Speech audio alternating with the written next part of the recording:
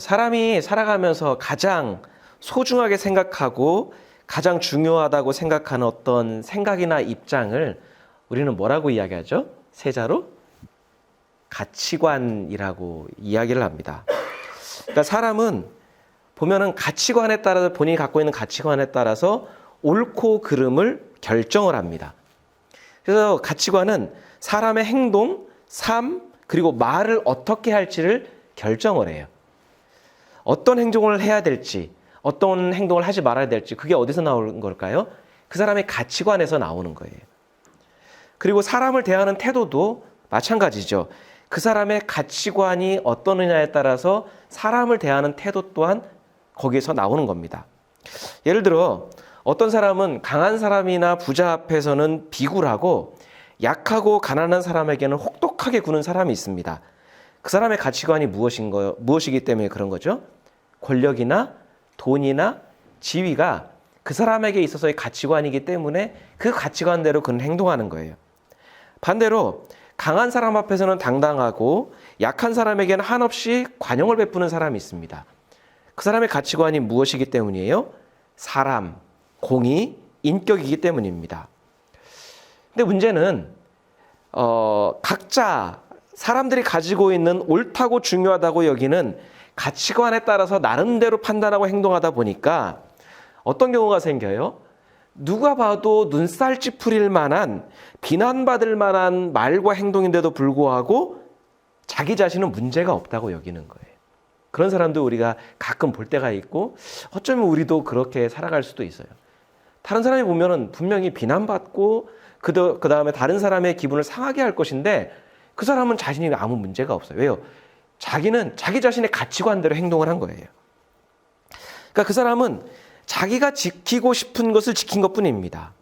그러니 우리가 바른 가치관을 가지고 산다는 게 얼마나 중요한가? 바른 가치관이 얼마나 우리를 사람답게, 때로는 우리를 성도답게 살 수 있게 하는가 우리가 생각할 수 있습니다. 근데 사실 가치관이라고 하는 말을 한자로 보면 그렇게 고상한 말이 아니에요. 여러분 가치관 할 때 가치가 뭐예요? 갑가자에다 갑치자예요. 가격이에요, 한마디로. 그러니까 값이 나가는 것, 가격 이런 뜻이고 영어로도 가치관이라는 것을 이렇게 보면 value, worth 이렇게 해서 가격, 평가, 가치, 재산. 그러니까 한마디로 돈이에요. 쉽게 얘기하면. 그게 가치관이에요. 그러니까 한마디로 값이 나가는 게 뭔가, 그 다음에 값어치 있는 게 뭔가. 더 원초적으로 이야기하면 내가 어떤 대가와 값을 치르더라도 기꺼이 사고 싶고 그리고 내가 소유하고 싶은 비싼 것? 그게 가치관이에요. 이렇게 얘기하면 가치관, 우리가 알고 있던 가치관과 다르게 무슨 가치관이 시장의 용어나 상업적인 용어처럼 이렇게 들릴 수 있습니다. 근데 왜 가치관이라고 하는 걸 이렇게 했을까 생각해 보면 사람들은요, 우리도 보면 늘 계산을 해요.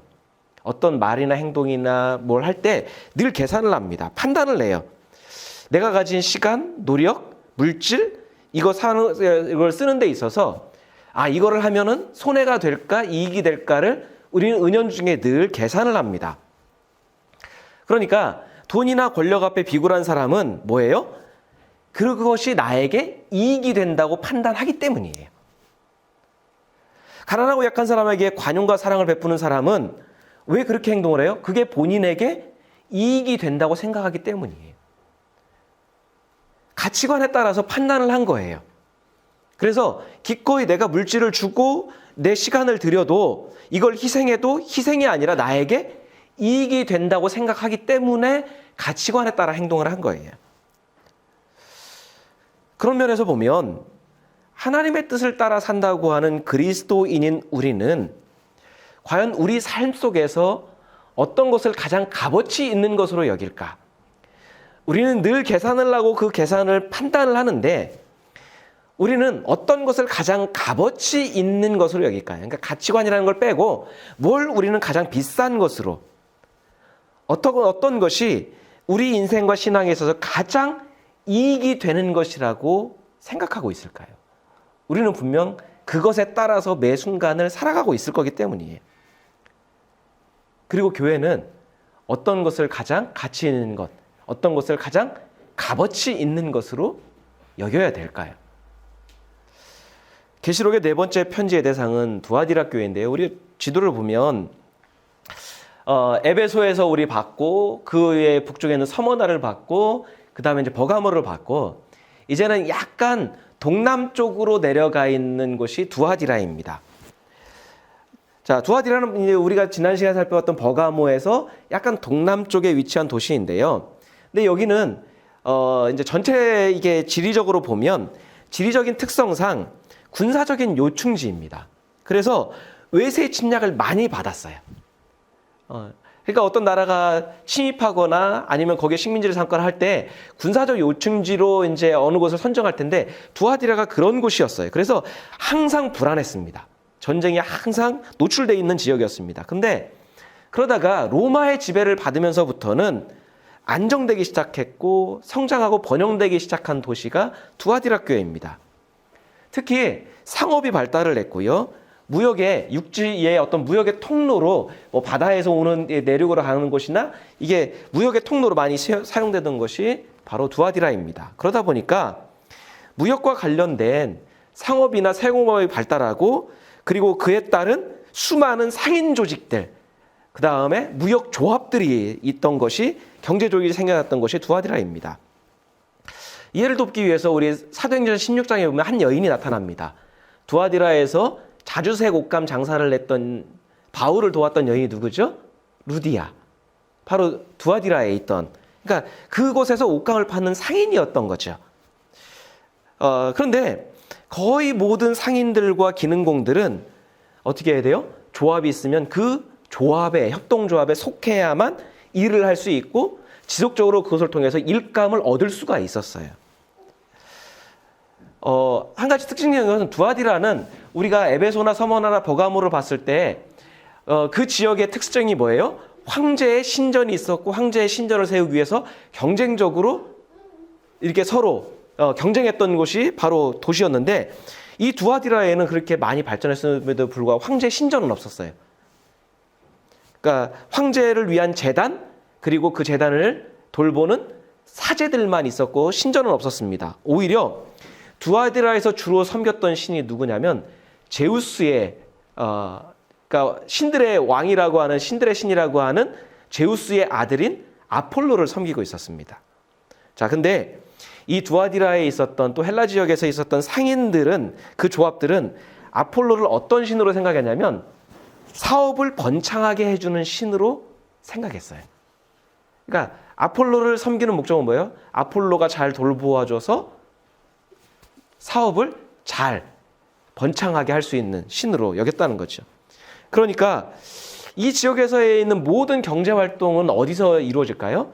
신전 제의. 신전에서 제사를 드리고 그 제사가 끝난 다음에 모임을 통해서 경제활동의 모든 것이 시작이 되고 주축이 되는 거예요. 자, 그러니까 두아디라에서 신전 제의에 참여하지 않는다. 거부한다. 그러면 사업이 불가능해요. 여러 가지 혜택을 받을 수가 없어요. 사업을 한다고 해도 신용을 얻을 수가 없는 행동이에요. 생각해 보면 각자 종교가 있는데 특히 사업을 번창하게 해주는 번영의 신인 아폴로를 섬기지 않고 거부한다? 당장의 혜택을 주는 황제 숭배를 거부한다? 그러면 두아디라 상인들이 볼 때에는 이 사람은 위험 요소인 거예요. 이 집단은 위험 요소인 거예요. 왜요? 혜택을 누리지 못하게 방해하는 반사회적인 행동인 거예요. 그들이 거부하는 걸 통해서 아폴로가 진노해가지고 사업을 방해하면 어떻게 해요? 신의 혜택을 받을 수가 없어요. 황제 숭배를 거부해서 소문이 나서 황제가 두아디라를 향한 혜택을 끊어버리면 어떻게 해요? 모든 혜택이 사라지는 거예요. 자, 그게 두아디라 교회가 처한 환경입니다.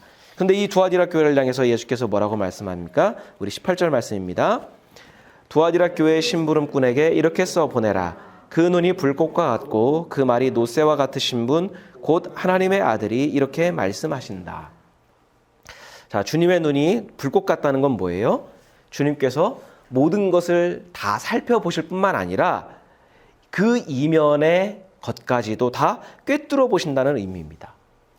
로마는 그리고 로마 혜택 아래서 성장했던 두아디라는 화려한 도시입니다. 상업이 발달했으니 얼마나 화려하고 부유하고 그 도시 자체가 모든 것이 넉넉했을까요? 근데 사람들은 그 화려함에 도취됩니다. 그 화려함에 매료가 됩니다. 근데 주님께서는 그 화려함 뒤에 있는 불의와 불법까지도 다 보고 계시고, 겉으로는 화려해 보이지만 그 안에서 고통받고 있는 의인과 성도들의 비참한 현실도 다 꿰뚫어 보고 계시다라는 거예요. 사람은 이따 뒤에도 나오겠지만 사람은 겉모습과 겉에 드러난 것을 가지고 판단을 합니다. 근데 주님은 그 이면의 것까지도 다 꿰뚫어 보고 계시다는 거예요. 그게 눈이 불꽃 같다는 거예요. 또 주님의 발이 노새와 같다는 것은 어떤 공격에도 넘어지지 않는 주님의 능력과 강인함을 상징하는 거예요. 주님이 그런 능력을 갖고 있다는 건 뭐예요? 성도들이 그만큼 주님을 의지할 수 있다는 거죠. 특별히 노새와 같다라고 하는 것을 비유한 건 뭐예요? 이 두아디라 교회는 세공업이 발달할 때가 있습니다. 그러니까 노새의 달이다라고 했을 때는 이 지역에 이 말을 들었을 때는 두아디라의 사람들은 이해를 했을 거예요. 아, 이게 어떤 의미다 라고 하는 것을 바로 연상을 했을 겁니다. 근데 더 중요한 건 뭐예요? 예수께서 자신을 하나님의 아들이라고 소개하는 거예요. 여러분, 이 표현은요, 계시록 전체에 여기가 유일하게 나옵니다. 자, 왜 예수께서 그 하나님의 아들이라는 걸 성도들이 다 알잖아요. 근데 왜 하나님의 아들이라고 또 다시 한번 번복하셨을까요? 자, 두아디라의 수호신이 누구라고 그랬어요? 신들의 제왕인 제우스의 아들인 아폴로라고 그랬어요. 자, 로마에 있어서 황제는 어떻게 추앙됐어요? 신의 아들로 추앙이 받았어요. 그러니까 사람들이 생각하는 신의 아들은 누구예요? 아폴로나 아니면 황제입니다. 자, 그러니 예수께서 하나님의 아들이라고 다시 한번 선포해 주시는 것은 두아디라 교회의 성도들이 가지고 있었던 그런 어떤 신앙과 그 다음에 현실 속에서 흔들렸던 그런 마음 속에서 특별하게 다시 들리는 거죠. 아, 내가 잊고 있었구나. 내가 현실 속에서 이 신앙이 흔들리고 있었구나 생각하는 거죠. 현실만 보면 아폴로를 섬기는 상인들의 조합이 모든 것을 결정하고 있고 모든 것을 운명을 결정하는 것처럼 보입니다. 황제를 숭배해야만 그 신의 도움을 받을 수 있을 것처럼 보입니다. 그런데 거대한 아폴로 신전도 황제의 그 강력함도 허상이라는 거예요. 오직 예수님만이 하나님의 아들이라는 것. 그러니까 아폴로를 추앙할 이유도 없고 황제 숭배를 하지 않아도 된다는 거예요. 현실은 지금 힘들지만 진짜 하나님의 아들인 예수님의 가르침을 따라갈 때 자신의 모든 앞으로의 삶이 운명이 결정이 된다는 거죠. 그러니까 그 두아디라 성도들에게는 이 믿음의 재확인이 필요했던 거예요. 그러니까 내가 하나님의 아들이다 다시 말씀하신 거죠. 자, 근데 그 성도들의 삶을 꿰뚫어 보셨던 예수께서 우선 그들의 믿음을 이렇게 칭찬하십니다. 같이 읽겠습니다. 나는 내 행위와 내 사랑과 믿음과 섬김과 오래 참음을 알고 또 내 나중 행위가 처음 행위보다 더 훌륭하다는 것을 안다. 여러분, 이게 한글 성경에서는 행위와 사랑과 뭐 이렇게 등위 접속사로 해서 쭉 열거를 했지만 그래서 모든 단어가 다 동격처럼 보이지만 아닙니다. 이게 정확하게 번역하면 내 행위, 즉 내 사랑과 믿음과 섬김과 오래 참음. 그러니까 행위, 네 가지 행위가 뭐예요? 사랑, 믿음, 섬김, 오래 참음인 거예요. 이게 더 올바른 표현입니다. 그러니까 두아디라가 행했던 신앙의 행위는 네 가지로 크게 요약이 됩니다. 첫째, 사랑은 뭐예요? 우리가 에베소 교회에서 할 때도 봤지만은 형제자매적인 사랑이에요. 우리가 아무리 믿음 생활을 잘해도 형제자매끼리 불화하고 섬기지 않으면 그거는 참된 신앙이 아닌 거죠. 하나님을 향한 사랑은 무엇으로 나타나요? 형제자매를 향한 사랑, 그들을 대하는 태도에서 나타나는 거죠. 그러니까 두아디라는 그걸 잘했다는 거예요. 또 믿음은 뭐예요? 우리는 보통 믿음하면 하나님을 믿는 거, 하나님 말씀을 믿는 거로만 여기지만 그 믿음은 무엇으로 나타납니까? 불의한 세상에서 하나님의 공의를 실천하는 것으로 나타나는 거죠. 믿음이 있으면 불의 앞에서도 당당하고 믿음이 있으면 부정함 앞에서도 내가 단호할 수 있는 것이 그건 믿음으로 나타나는 거죠. 근데 하나님 말씀을 믿는다고 하면서 하나님을 믿는다고 하면서도 불의와 부정 앞에 머뭇거려 주저거나 주저앉는다면 그건 믿음이 없는 거죠. 근데 그 두아디라에 있는 성도들은 그 믿음을 삶 속에서도 드러냈던 것 같아요. 자, 섬김은 뭡니까? 교회 안에서의 말씀을 듣고 가르치고 선포하는 일뿐만 아니라 그 섬김이 삶 속에서 일상적으로 나타날 때는 다른 사람들을 차별 없이 돕고 구제하고 자선하는 일까지 다 포함하는 것이 바로 섬김이 될 겁니다. 오래 참으면 뭐예요? 단순하게 그냥 꾹꾹 눌러 참는 게 아니라 지난번에도 한번 설명했지만 불의와 악이 판치는 세상에서 동화되지 않는 것을 넘어서서 그 악에 불의에 저항하는 것까지도 포함하는 게 오래 참는다는 의미라고 했습니다. 그러니까 주님께서 보실 때 사랑과 믿음과 섬김과 오래 참음은 뭐예요? 교회의 본질이자 교회가 지켜야 될 가치라고 하는 거예요. 사랑, 믿음, 섬김, 오래 참음이 균형을 이루고 있어야 비로소 교회가 교회다울 수 있다라고 말씀하는 거예요. 그런데 두아디라 교회는 그 교회의 본질과 가치를 잘 지키고 있었다는 거예요. 뿐만 아니라 뭐라고 말씀해요? 처음보다 나중이. 그러니까 전에보다 지금이 더 훌륭하다고 칭찬하는 거예요. 보통은 시작은 화려하지만 시간이 지날수록 점점 시들시들해지고 그 다음에 원래의 길에서 본래의 길에서 벗어나는 게 사람입니다. 교회도 그런 것 같아요. 그러니까 우리가 앞서 봤던 에베소 교회에서는 주님이 뭐라고 책망하셨어요? 교리와 전통을 너무나 강조하다 보니까 네가 뭘 잃어버렸다? 처음 사랑을 잃어버렸다고 했어요. 근데 두아디라 교회는요, 처음보다 지금이 낫대요. 점점 더 좋아지고 있대요. 그러니까 이런 교회가 될 수 있다면 얼마나 좋을까?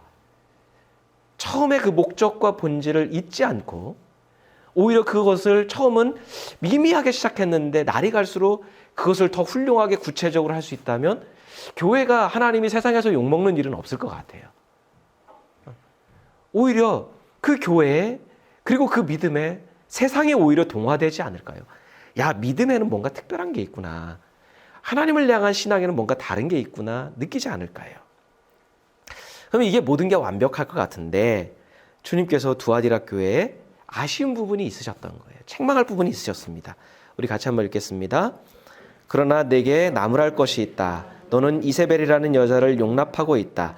그는 스스로 예언자로 자처하면서 내 종들을 가르치고 그들을 미혹시켜서 간음하게 하고 우상의 재물을 먹게 하는 자다. 겉에 드러난 행위에 있어서는 교회의 본질을 지키는 것에 있어서는 정말로 나무랄 것이 없는 정말로 훌륭한 교회였는데 내부로 들어가니까 어떤 문제가 있어요? 거짓 예언자인 이세벨이 활동하고 있는 거예요. 거짓 예언자인 이세벨의 가르침을 받아들이고 있는 거예요. 여러분, 이세벨 하면 악한 여인의 대표적인 대명사로 불리죠. 근데 이세벨이 누구죠? 이스라엘의 왕이었던 아합의 부인이었습니다. 그러니까 아합이 원래는 하나님께서 말씀하실 때 어떤 정략적인 결혼도 하지 말고 이방 여인과 결혼하지 말라. 왕은 최소한 그렇게 해야 된다고 말씀했어요. 근데 정치적인 이유로 시돈이라는 곳의 왕의 딸이었던 이세벨과 정략 결혼을 합니다. 그리고 결혼하니까 어떻게 해요? 이세벨이 자기가 섬기던 신인 바알을 이스라엘로 가져왔고 그 바알 신앙으로 이스라엘을 타락하게 했어요. 그래서 거짓 예언자의 그 여인의 그 이름이 이세벨은 아닐 텐데 이세벨과 같은 거짓 가르침을 통해서 사람들의 신앙을 무너뜨렸다라는 것을 이야기하는 거겠죠. 아마도 그녀는 이 말씀을 비추어 볼 건데 거짓 가르침, 누군가를 가르칠 수 있는 어떤 영향력 있는 위치, 흔히 교회에서 지도자의 위치에 있지 않았을까 생각이 들어요. 그리고 그녀의 어떤 행했던 일들이나 아니면 기적을 행했다고 하면 사람들이 그녀를 인정하고 어느 정도 추앙도 했던 것 같아요. 추종도 했던 것 같아요. 영향력이 있는 어느 정도의 지도자의 역할이 있었던 것 같아요. 근데 그 가르침을 따라가다 보니까 어떤 결과가 나요? 사람들이 간음하게 되고 우상의 재물을 먹기까지 이르게 된 거예요. 누구 때문에요? 교회 안에 있는 지도자 때문에. 여러분, 앞서 언급한 것처럼 두아디라는 상인들의 합동도합이 많았고 상인들은 수호신을 숭배했습니다. 그래서 두아디라에서 살면서 필요에 의해서 어떻게 해요? 조합에 가입해야만 했고 자동적으로 수호신을 숭배하는 그 제의에 참여해야 어떤 경제적 이득을 얻을 수 있었습니다. 근데 이게요, 단순히 타종교의 어떤 제의에 참석하는 게, 우리가 그냥 절의 어떤 행사에, 초파일의 행사에 참석하고 보고 이런 수준이 아니에요. 당시에 어떤 신들의 어떤 풍습을 보면, 종교들의 풍습을 보면 대체적으로 풍요를 기원하는 신, 번영과 풍요를 기원하는 신전에서는 누가 있었냐면 신전 창기가 있었어요. 그러면 남자들이 가서 뭘 해요? 제사를 드리러 가서 신전 창기와 성교를 하는 거예요. 더 나가면 그 안에 모여서 신에게 제사 드렸던 사람들끼리 다 뒤섞여서 집단 성교를 하는 것까지도 이 당시에 있었던 제의가, 신전 제의가 보통 그런 거예요. 그러니까 예수께서 말씀하신 간음은 그냥 일상에서 벌어진 남녀 간의 그것을 넘어서서 그런 신전 제의 안에서 벌어졌던 집단적인 음행을 가리키는 거예요. 근데 하나님의 말씀을 지켰던 성도들이 예배를 드리고 경제적인 이익 때문에 신전 제의에 와서는 그런 일들을 벌인 거예요.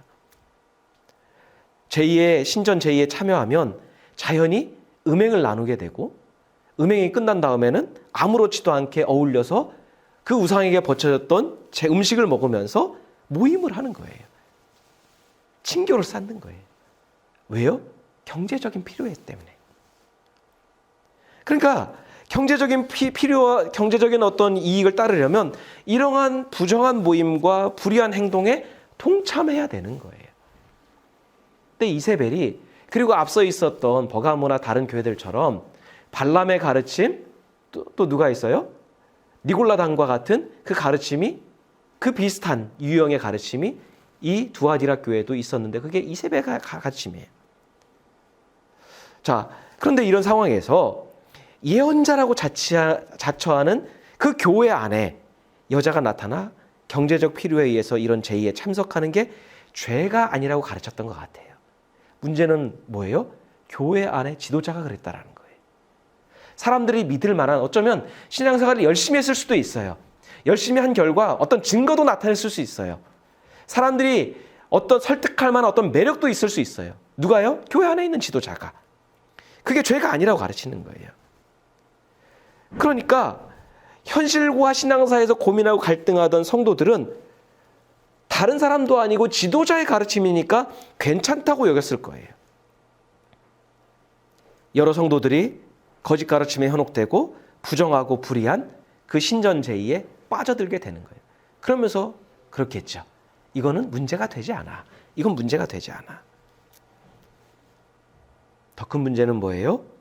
교회가 이 예언자의 가르침을 받아들였고, 그리고 용납했다라는 단어를 보니까 뭐예요? 그 방치한 정도가 아니라 그 거짓 예언자 여인이 가르칠 수 있도록 어느 정도 권한도 주고 자리도 마련했던 것 같아요. 교회가. 어쩌면 거짓 가르침인지 분별하지 못한 것일 수도 있고 교회의 이익에 부합되다고 판단되어 받아들였을 수도 있습니다. 둘 중에 하나일 것 같아요. 근데 더 깊게 생각해보고 우리가 일상에서 우리가 겪고 있고 고민하는 일들을 한번 고려를 해보면, 자, 두아디라 교회는 너희가 오래 참았다. 그리고 시간이 지날수록 그거 더 오래 참는 것을 잘했다라고 주님이 칭찬했어요. 그러면 뭐예요?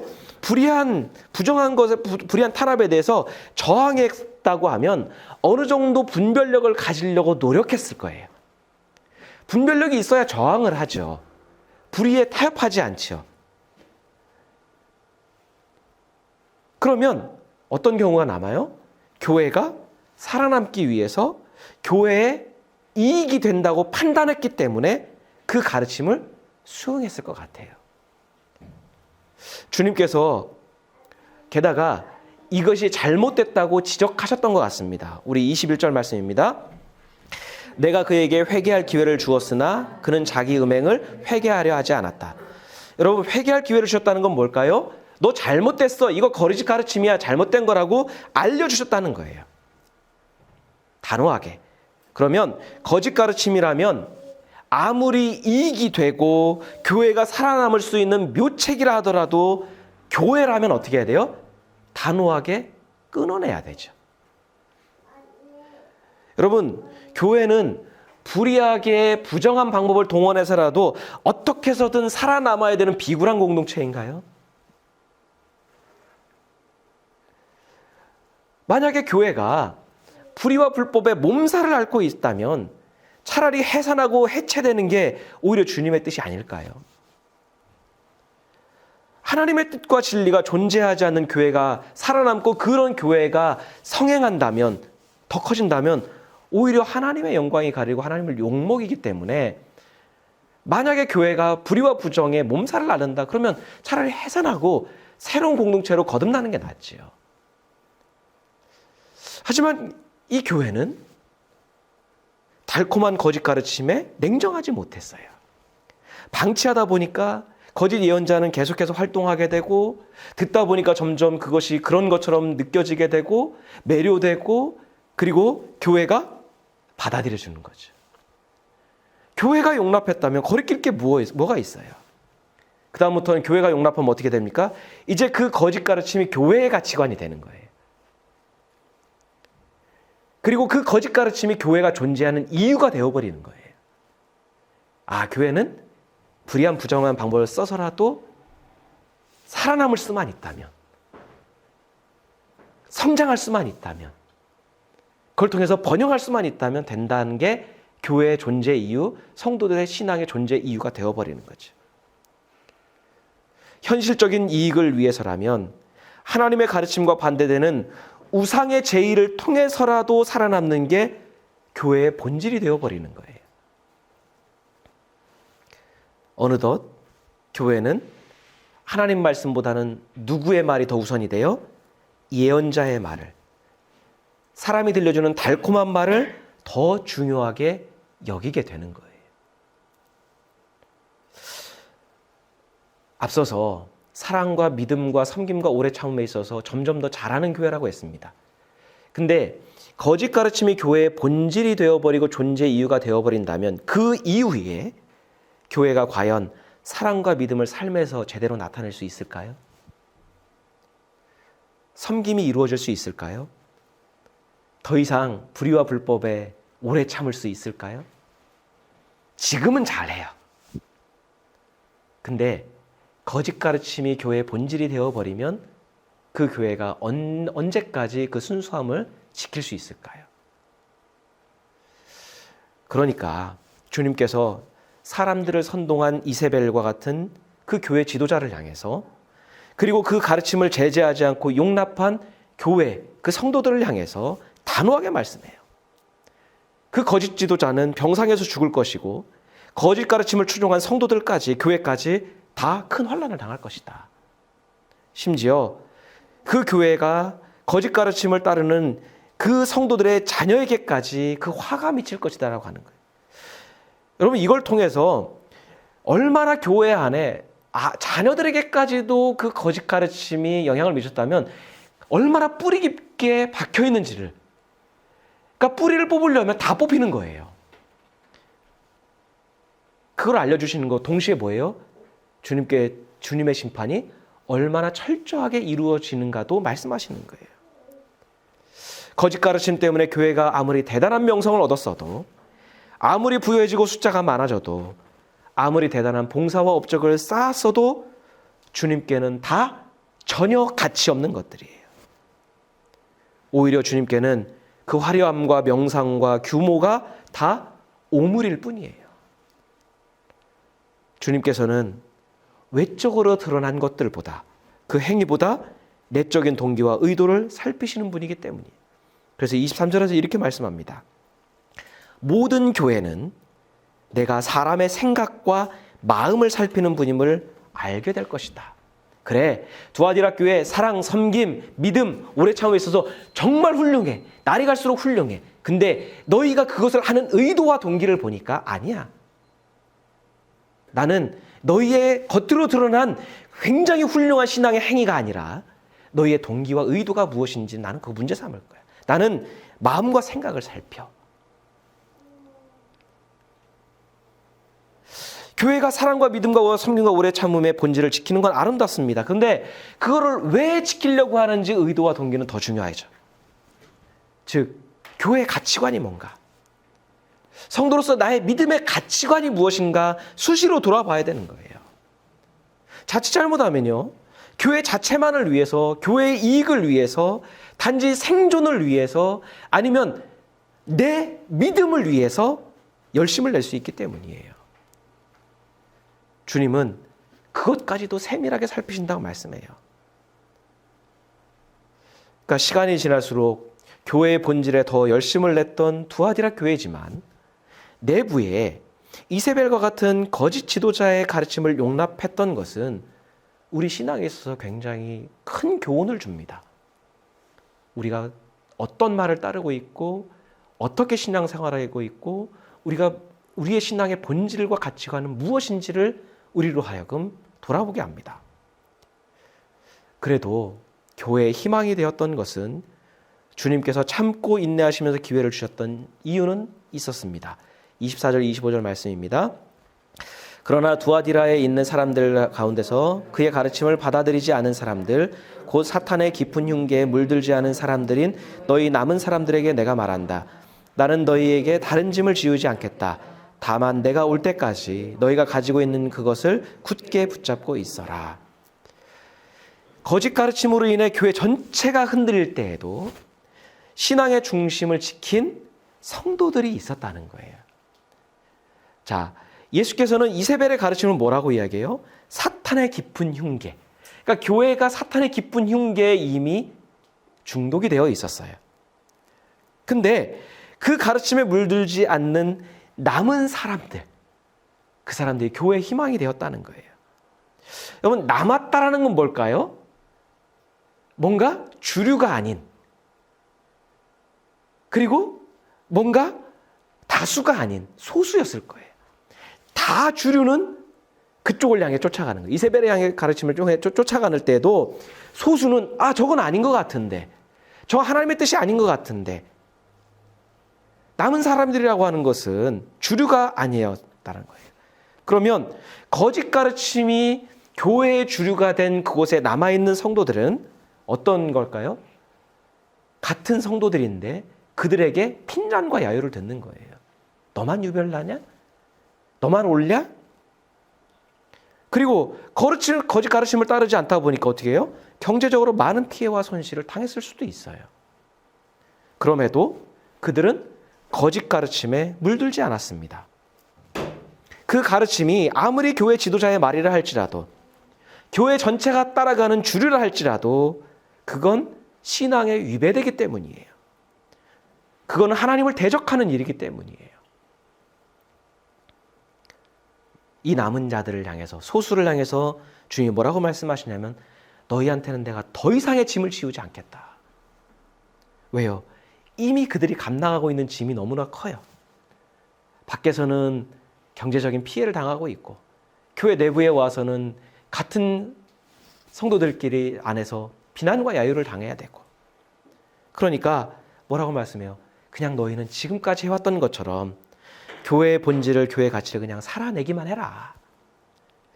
성도들끼리 사랑하고 믿음을 공의로 삶으로 나타내고 물질과 예수님의 가르침을 나누고 불의와 불법에 굴복하지 말고 그렇게 살기만 해도 돼.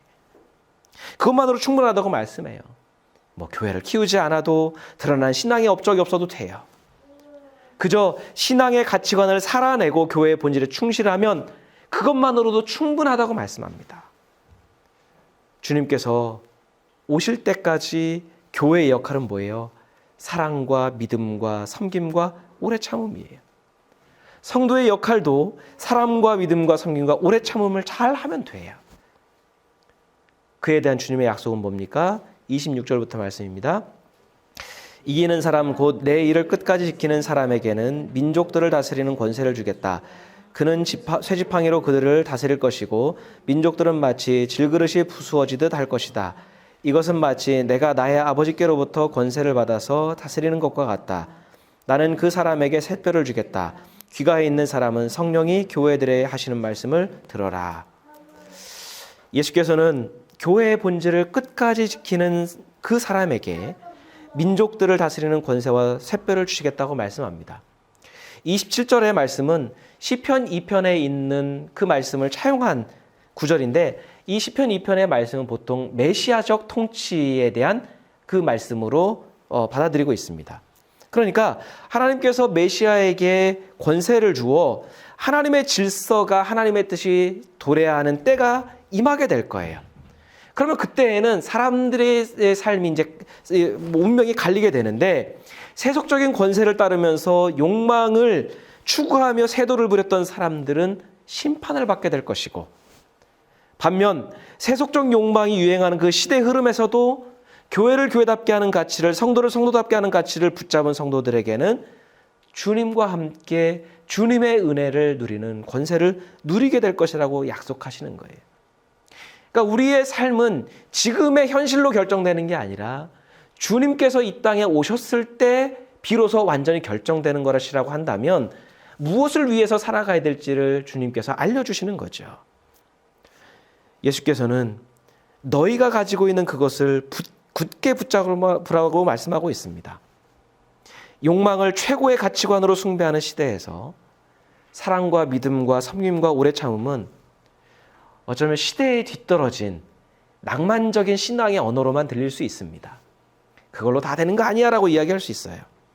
하지만 교회를 교회답게 하고 성도를 성도답게 하는 가치는 사랑에 있고 믿음에 있고 섬김에 있고 오래 참음에 있어요. 이것을 주님의 뜻 안에서 굳게 붙잡고 있어야 그리고 이것이 우리의 명확한 신앙의 가치관이 되어야 거짓 가르침도 우리가 분별해낼 수 있고요. 달콤한 유혹도 이겨낼 수 있는 거예요. 지금 우리는 무엇을 움켜쥐려고 살고 있을까요? 우리에 있어서의 최고의 가치관, 값비싼 인생을 내가 투자해서라도 얻고자 하는 것은 무엇일까요? 과연 주님은 우리한테 내가 붙잡고 있는 그것을 붙잡으라고 남은 자들에게 말씀하셨는데 지금 현재 우리가 굳게 붙들고 사는 그것을 우리는 계속 붙들고 살아도 괜찮을까요? 그것이 진정 우리를 하나님의 나라로 인도할 수 있을까요? 지금 교회와 성도들이 권세를 잃은 것은 다른 이유가 아니라 본질적인 가치가 아니라 번영과 성공, 규모와 숫자라는 이세벨의 가르침을 붙잡고 있기 때문은 아닐까요? 우리 함께 같이 기도하겠습니다.